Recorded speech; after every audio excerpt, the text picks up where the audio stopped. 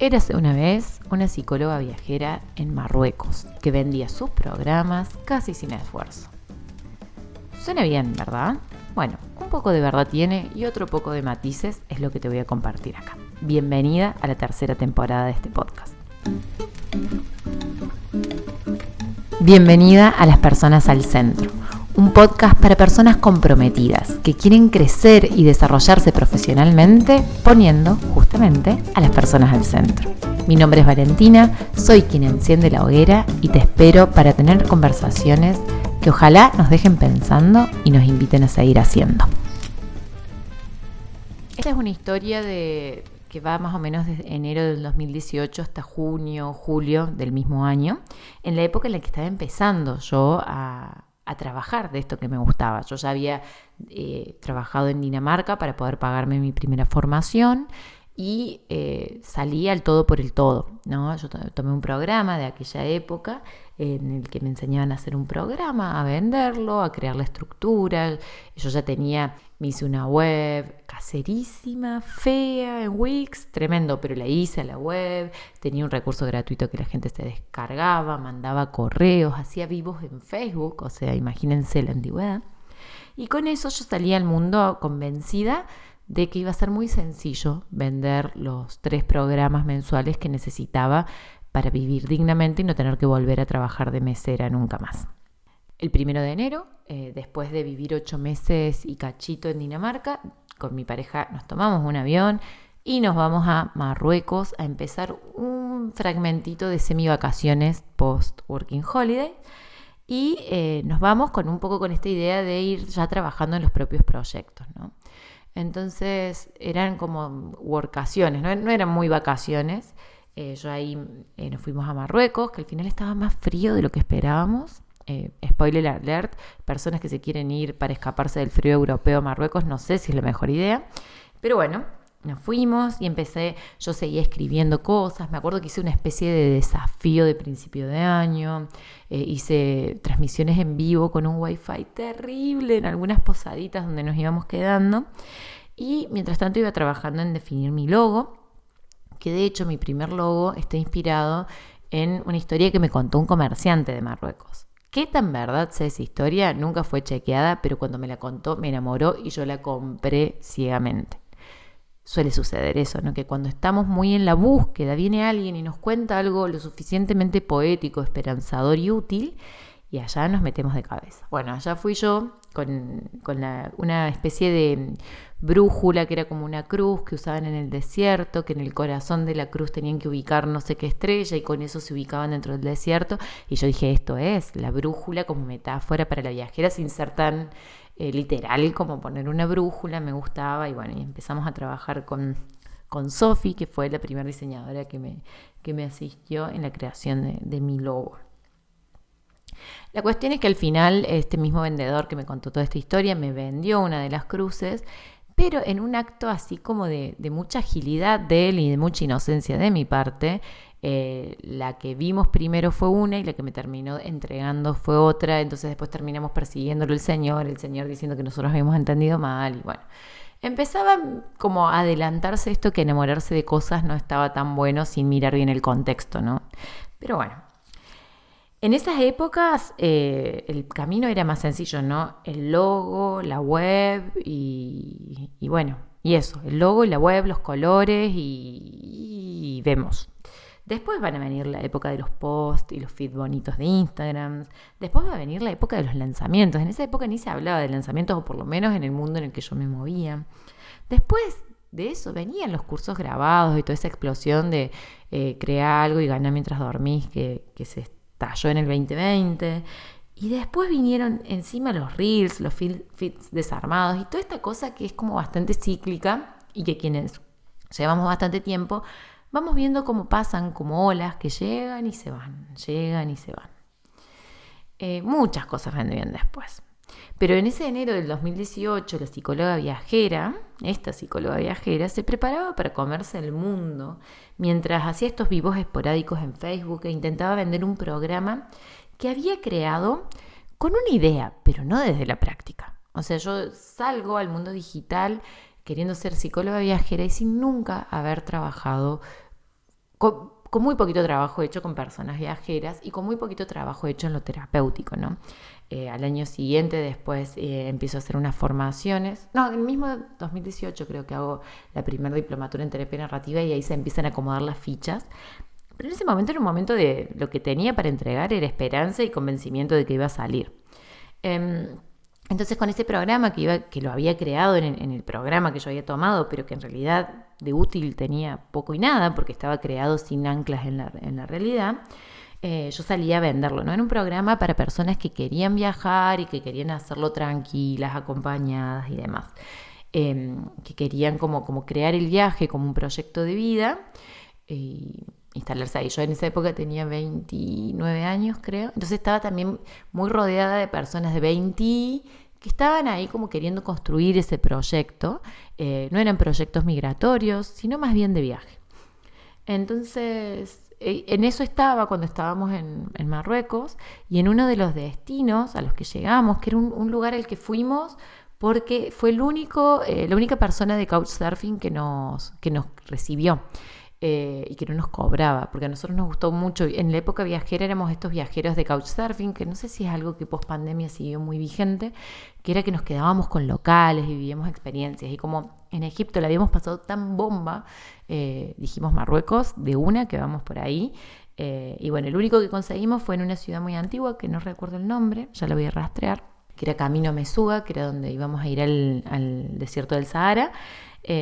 Y que bueno, uno de los atractivos que tenía este lugar era un castillo increíble de cientos de años, de decenas de habitaciones enteras, no sé, era una cosa muy loca, se veía toda marrón por fuera, era como todo bastante de barro, pero mientras ibas caminándolo como un laberinto de a ratos aparecían habitaciones con todos estos mosaicos azules, verdes, amarillos que son tan preciosos de esa zona.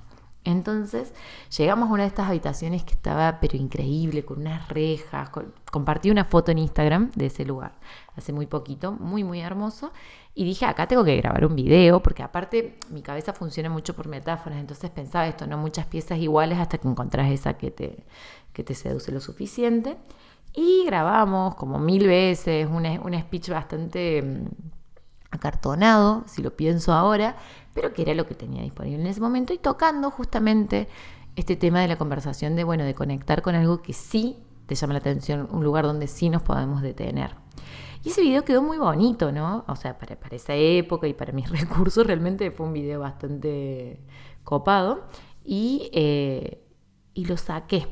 Y lo saqué al mundo, digamos, volvimos de esa parte del viaje y creo que ya estando en España, que fue el siguiente destino, lo editamos con Iñaki, lo editamos es una forma de decir, le pedí a Iñaki que lo editara y salió con una publicidad de Facebook. En aquella época, hacer publicidad por Facebook era muy sencillo y ridículamente efectivo. Entonces recuerdo que le debo haber destinado, no sé, $10, que hoy $10 capaz que no se te anotan ni 10 personas a un evento gratuito. Pero en esa época con $10 conseguí que varias personas se descargaran mis recursos gratuitos y que una de ellas me escribiera para empezar a trabajar juntos. Estuve unos días dando vuelta a la publicidad, llega este pedido de la primera llamada y se concretó la venta. Yo estaba en Barcelona en ese momento en un Airbnb de dudosísima calidad y recuerdo la sesión en esos tiempos que Zoom era algo medio raro. Yo me acuerdo que les explicaba lo que era Zoom, les ofrecía Skype, WhatsApp todavía no tenía videollamadas, pero ni de casualidad. Y en esos tiempos, así que esto era todo tan novedoso, y ni hablar de una psicóloga viajera, que ahora ahí levantas una piedra y sale una psicóloga viajera, en aquella época era algo como que no tenía mucho sentido. En esos tiempos coincidimos y esta persona que llega decide tomar mi programa. ¿Para qué decirte que yo me sentí Gardel? Esta es una expresión medio argentina, pero sentirte Gardel es como, la tengo clarísima, me las sé todas, estoy lista para conquistar el mundo, esa era mi sensación. ¿Cómo no me iba a sentir así? Si imagínense, estaba viajando por Marruecos, tuve una reflexión, hice un video y de ese video lo saqué y era tan potente el mensaje que llegó a una persona lista para trabajar conmigo. Funcionaba eso que me habían enseñado. La esperanza volvía a fluir y yo creía que en enero y febrero no había vendido tanto. Todo esto ya era marzo, pero porque en realidad Nada más que no había encontrado bien la vuelta, pero ahora ya la tenía. Recuerdo también que en esa época Nico Marrero estaba por lanzar creo que su primer programa de estrategia, visibilidad, no me acuerdo bien cuál era el nombre. Yo a Nico lo había conocido a través del programa anterior que yo había tomado. Y él estaba haciendo unas entrevistas. Y entonces me anoté yo la entrevista gratuita esta para chequear qué andaban necesitando las clientas. Y le dije, no, igual, tranqui, a mí me va re bien, mirá, hice esto, hice un video y me llegaron clientas. Yo posta que creía que era un crack del marketing y de la claridad. En ese momento él me miró. Yo me imagino ahora, con el diario del lunes, que internamente me debe haber mirado con la ternura que se mira a la gente inocente. Me dejó ser, por supuesto. Pero después me invitó a su programa y allá fui. Fue la primera vez que trabajé con él. Y estuvo re bueno. Porque en esas semanas y meses que pasaron entre estas ventas así que parecía que iluminaba el camino, tipo, le gané a la Matrix, ya la tengo clara, pasaron semanas y meses de prácticamente silencio. Yo creo que a lo largo de marzo a junio, no sé si 3 personas tomaron mi programa. Y no sé si les alcancé a decir, pero yo necesitaba por lo menos 2 personas para cubrir mis gastos por mes con el tipo de programa que había hecho. 3 en realidad. Entonces, mucha gente me hacía preguntas, resonaban y decían, ay, qué bueno, una psicóloga viajera, pero después, cri, no pasaba nada. Uno de los problemas que tuve en ese momento es que yo seguía convencida de que la idea era buena, solo que quizás no se entendía tan bien o que la gente, si soy muy, muy honesta y haciendo un mea culpa y un momento de calzón quitado, hubo momentos hasta que pensé tipo, no, lo que pasa es que la gente no entiende. ¿Vieron que uno de mis lemas ahora es la gente no es boluda? Bueno, en esa época todavía no era mi lema. Y yo pensaba que había viajeros y viajeras que no se estaban haciendo cargo de su proceso y que se iban a perder esto tan fantástico que yo había creado. Bueno. Entonces no saqué ni para los chicles en esos primeros meses. Y después de unos meses, de que no pasaba nada, que no sacaba ni para los chicles, terminé dándome cuenta que no le había ganado a la Matrix, que algo tenía que hacer. Y ahí, mientras seguía trabajando con Nico, empecé a preguntarme un poquito más de qué era lo que realmente necesitaban estas personas, ¿sí? Más allá de lo que yo quería dar, más allá de lo que yo creía que era importante, ¿no? Y ahí empecé a hacer, me acuerdo que Nico me sugirió hacer una serie de vivos sobre emociones, y ahí empecé a darme cuenta que yo sí tenía algo que aportar. Y algo más anclado en lo que yo realmente podía dar. Y algo más anclado en lo que yo realmente sabía hacer. No solamente en la idea que tenía sobre cómo yo quería ser. Y bueno, me bajé del pony y empecé a caminar. Ordené la promesa, empecé a ajustar el servicio. Mejoré esto que yo tenía, este lugar a donde estaba invitando. Y ahí empecé a vender. Y ahí pude ser útil. Pasaron ya casi 6 años de estas escenas, o sea, de Marruecos pasaron 6 años, de estos movimientos de ajuste que fueron como en julio del 2018, pasaron 5 años y medio, y el mundo cambió de formas que nadie se las podía imaginar, o sea, tremendo. Y dentro de todos esos cambios hay una realidad, que es que eso que me pasó a mí de poner un videíto que grabé con una inspiración, con muy poquita estrategia y con muy poquitos dólares, no es muy probable que sirva. Yo siento que ahora ni en pedo pones $10 en Facebook y te llegan personas listas para comprarte un programa. Incluso ahora, si sos psicóloga viajera y hablas de estos temas, de migraciones, de viajes, de prepararse las emociones, hay poquita novedad respecto a la que había en aquella época. El tiempo cambia. Era un tiempo también quizás de menos crisis, era un tiempo de menos conocimiento. ¿Y por qué te cuento esto? ¿Qué tiene que ver esto con Marruecos? Es que hay algunas cosas que yo aprendí y que van mucho más allá de las épocas y los desafíos del momento. Este es un año en el que me vas a escuchar hablar mucho de la crisis y de que hay cosas que van a ser un poco más complejas que en el 2020, que en el 2021, que en el 2022, incluso que el 2023. Pero eso no significa que este es el peor momento para emprender. Eso no significa que hay que esperar a que la ola vuelva a levantarse. Esto significa que hay que leer el contexto y apoyarse en lo que funciona independientemente de qué tan crítico o no sea. Y acá van mis 2 aprendizajes de todo este proceso.